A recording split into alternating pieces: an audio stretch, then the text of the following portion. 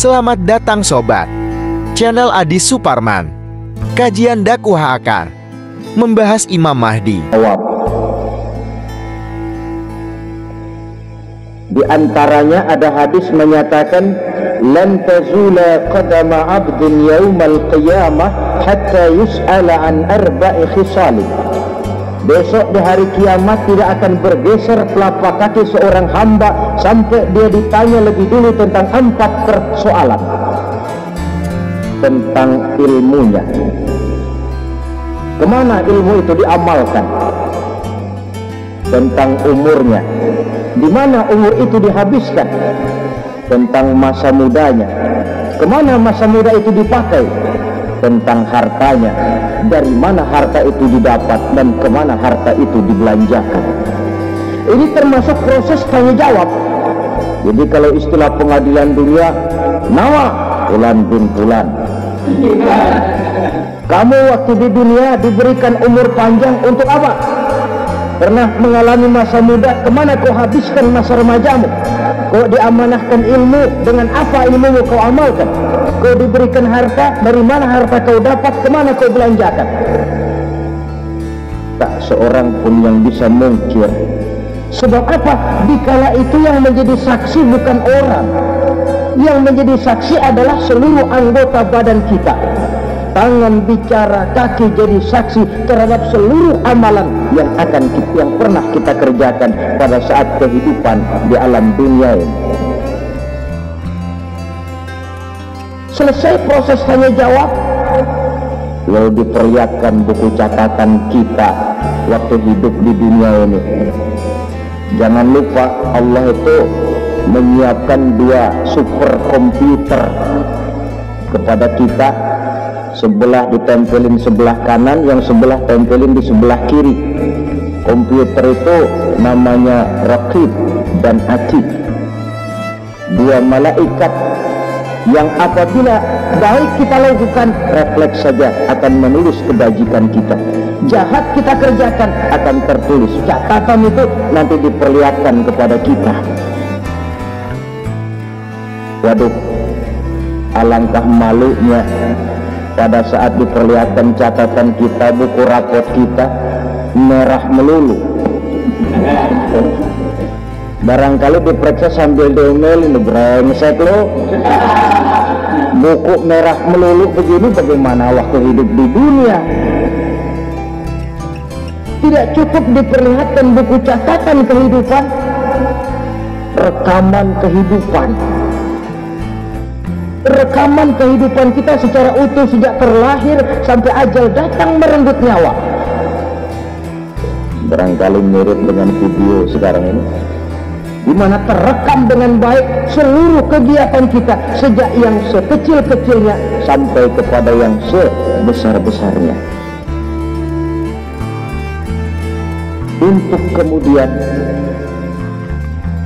kita pun menerima balasan. In khairan fa khairun wa in syarran fa syarrun. Kalau baik ya baik balasannya, kalau jahat ya jahat juga balasannya.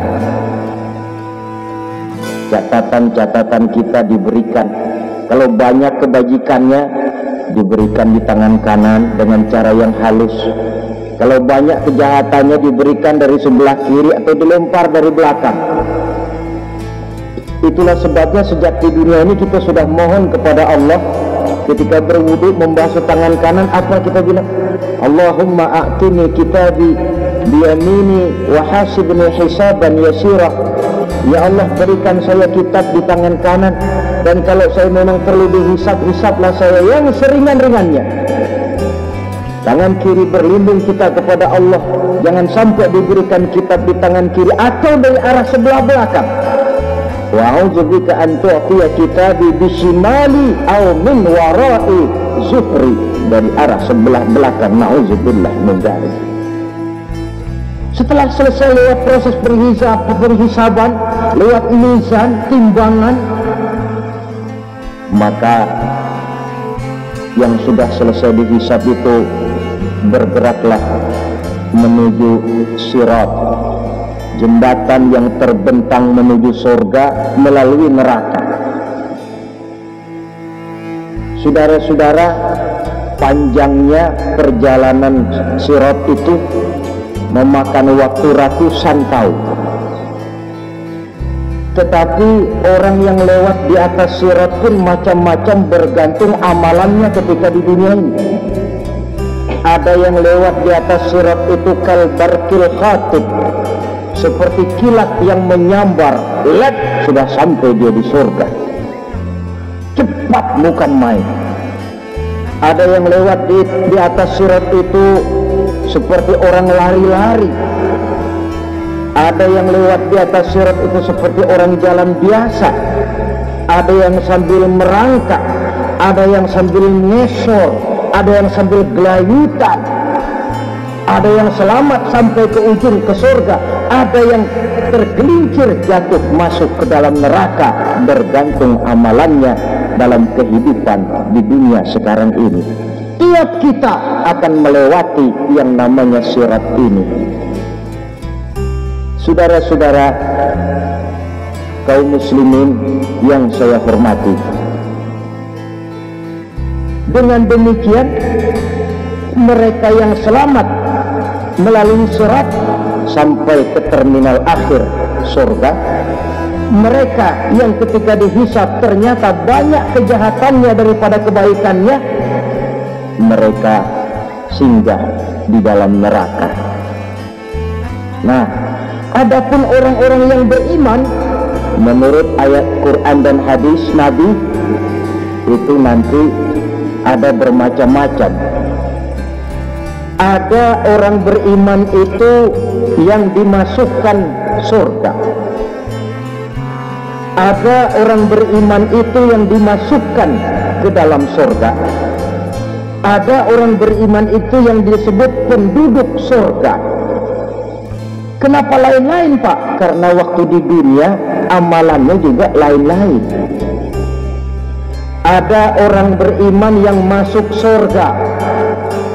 Ini paling murah tiketnya.